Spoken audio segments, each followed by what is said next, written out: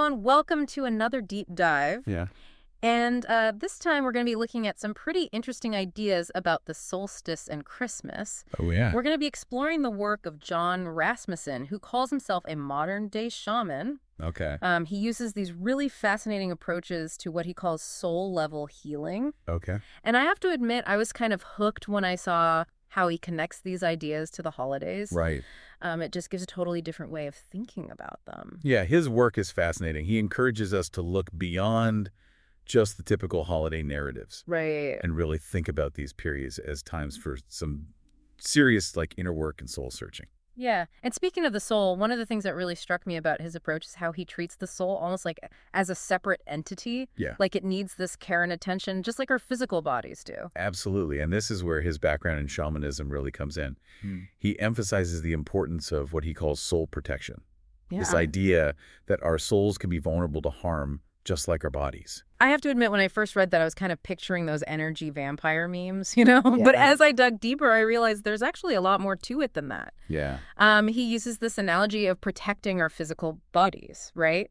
Like we lock our doors, we eat healthy food, we exercise. Right. And he says we need to safeguard our souls in the same way. That's a great analogy. He draws parallels to shamanic traditions where there is this concept of negative energies or even entities that can attach to our souls and drain us. Huh. So it's like we need to be just as mindful of what we expose our souls to as we are with our physical bodies. Okay, so if the soul is vulnerable, then what exactly makes it susceptible to these attacks? What's he say about that? Well, Rasmussen points to guilt as being the main culprit. Guilt. He says that holding on to guilt actually weakens our soul's defenses and leaves it open to harm.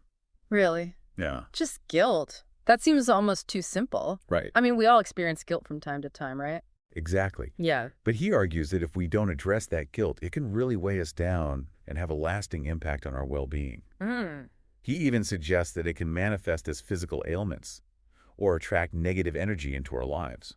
Wow. It's like leaving the door wide open for those metaphorical energy vampires to come in. I never thought about it that way.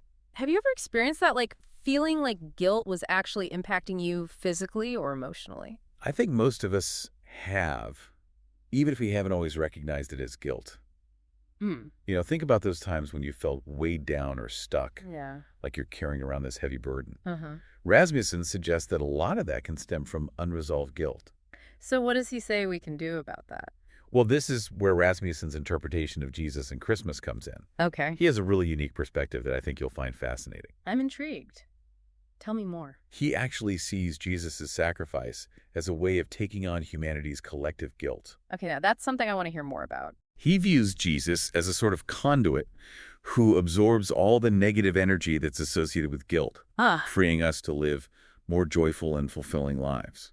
That's quite a different take on the traditional Christmas story, isn't it? It is. I mean, even if you're not religious, you have to admit it's a pretty powerful concept. Yeah. This idea that someone or something could take on our guilt and free us from that burden. Yeah, and what's interesting is that Rasmussen doesn't shy away from his own personal connection to Jesus. Right. He describes Jesus as a very real and powerful force in his life. He actually shares a story in the book about a time when he felt under attack by these negative energies, and he turned to Jesus for help. Yeah. And he talks about how calling on Jesus gave him this incredible sense of protection and strength that he'd never experienced before. Right. It highlights the role that faith and personal experience play in shaping his beliefs.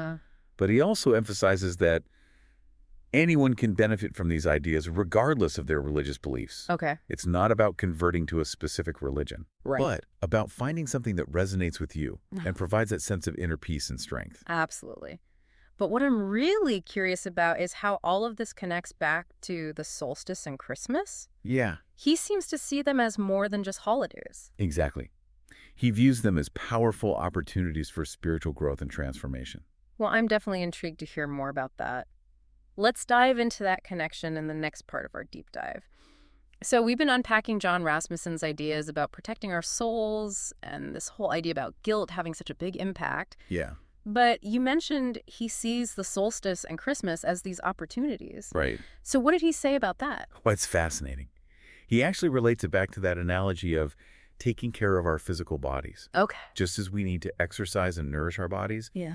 He believes we need to do the same for our souls. Oh. And he sees the solstice and Christmas as ideal times for this kind of soul work. So instead of just focusing on gifts and parties and, Yeah. all the things that come with the holidays, he's suggesting that we use these periods for something deeper. Exactly. He sees the solstice especially as a time to really connect with our inner selves, to reflect on the past year and set intentions for the year ahead. It's like a spiritual reset, a time to shed those old patterns and make space for new growth. I love that idea. Using the solstice as a time for inner reflection and renewal. Yeah. It makes so much sense, especially with the symbolism of the shortest day of the year and the return of the light. And then leading into Christmas, he sees it as a time to really focus on the themes of forgiveness and releasing guilt. Okay. He connects it back to his interpretation of Jesus' sacrifice as a way of absorbing humanity's collective guilt, allowing us to step into a new year with a clean slate, so to speak. So Christmas becomes more than just a celebration of Jesus' birth. Right. It becomes this symbolic representation of letting go of the past and embracing a new beginning. That's right. He encourages people to use this time to really contemplate the idea of forgiveness, both of themselves and of others. He talks about how holding on to resentment and anger can also weigh down the soul, just like guilt does. So he sees Christmas as this reminder to practice compassion, understanding, and forgiveness, even in the face of past hurts. So it sounds like he's really encouraging us to take this really proactive approach to our spiritual well-being. Yes. Not just during the holidays, but all year round. Yeah. He actually provides some pretty specific practices for strengthening the soul, doesn't he? He does. He talks about the importance of meditation, spending time in nature, and engaging in creative activities as ways to nourish the soul.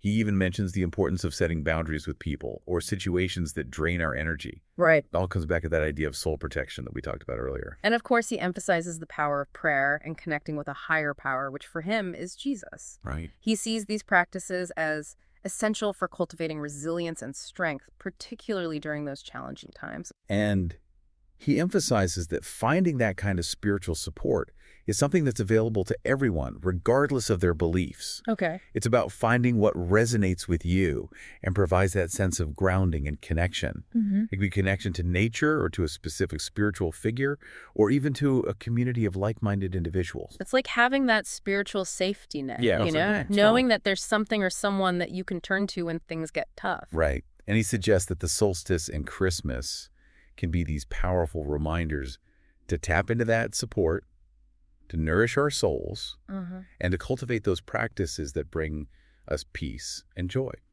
So he's essentially saying that these holidays offer us this unique opportunity to do some deep soul work. Yeah. To connect with our inner selves and to cultivate a stronger connection to whatever we consider to be our higher power. Precisely.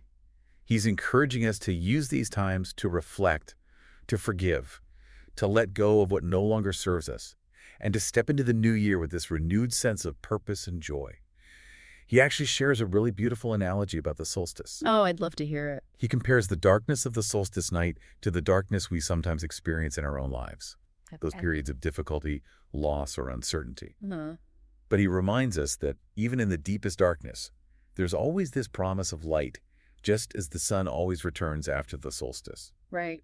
He sees it as a powerful metaphor for hope, resilience, and the cyclical nature of life. That is beautiful. Yeah. It's so easy to get caught up in the hustle and bustle of the holidays and forget about that deeper meaning behind them. Yeah. But Rasmussen really challenges us to think differently. He does. To use these times for inner reflection and growth. And he reminds us that true joy isn't about those external circumstances. It's about cultivating a sense of peace and wholeness within. And that's something we can access at any time, regardless of what's happening in the world around us. So as we approach the solstice and Christmas, what advice does he give for tapping into that inner peace and joy?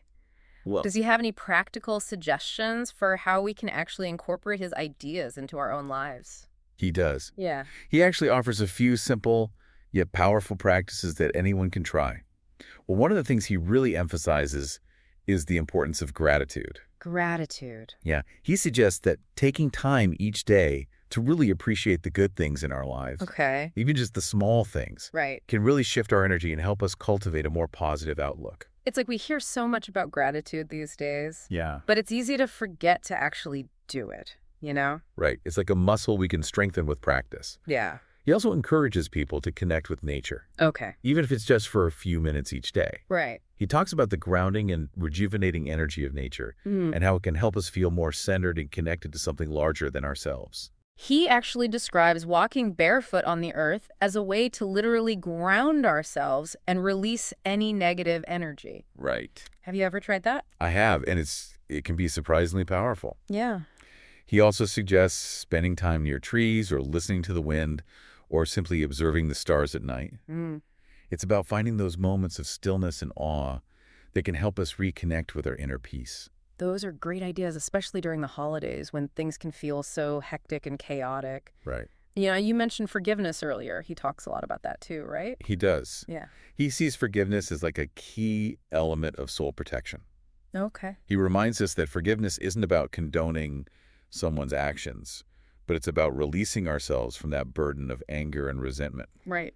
And he sees Christmas as like a particularly potent time for practicing forgiveness, Okay. connecting it back to that idea of Jesus taking on humanity's collective guilt Right. and offering us this chance for a fresh start. So it's about choosing to let go of those past hurts and move forward with a lighter heart. Exactly. He even suggests writing a letter of forgiveness to Yeah. someone we've been holding a grudge against, even if we don't actually send it.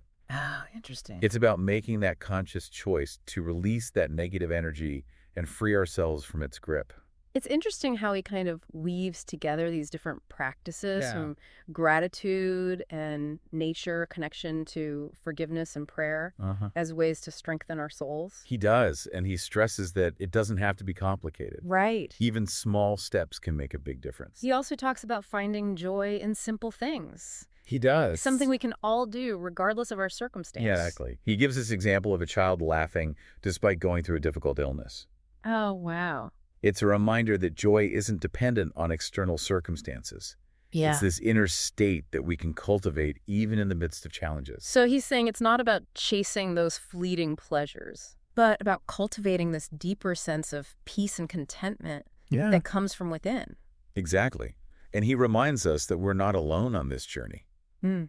We all have access to this source of strength and guidance, whether we call it God or the universe, Right. or simply our own inner wisdom. Uh-huh. He encourages people to connect with that source through Mhm. prayer meditation Yeah. or whatever practices help them feel grounded and supported. As we've been talking about all this, it's really struck me how Rasmussen's perspective on the solstice and Christmas Yeah. offers this really refreshing alternative to the commercialized frenzy that we often see this time of year. I agree. He's not saying that we should abandon those traditions and celebrations that we enjoy. Yeah. He even acknowledges the joy of gift giving and spending time with loved ones. Yeah. But he's urging us to go deeper, to find like the heart of these celebrations, Yeah. which he believes lies in recognizing our own inherent goodness, our connection to something larger than ourselves, and our capacity for love, forgiveness, and joy. He reminds us that the true gifts aren't the ones we find under the tree, but the ones that we find within ourselves Right. and in our connections with others. That's beautifully put.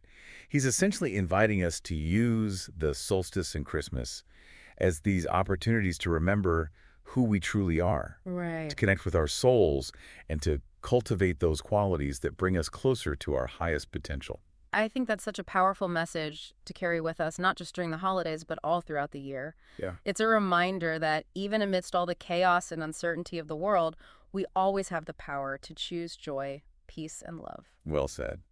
Well, it's been a fascinating deep dive into Jon Rasmussen's work. It has. And who knows? Maybe this year we can all approach the solstice and Christmas with a little more intention, a little more soul, and a lot more joy. I love that. Hmm. And if Jon Rasmussen's ideas resonate with you, we encourage you to explore his work further.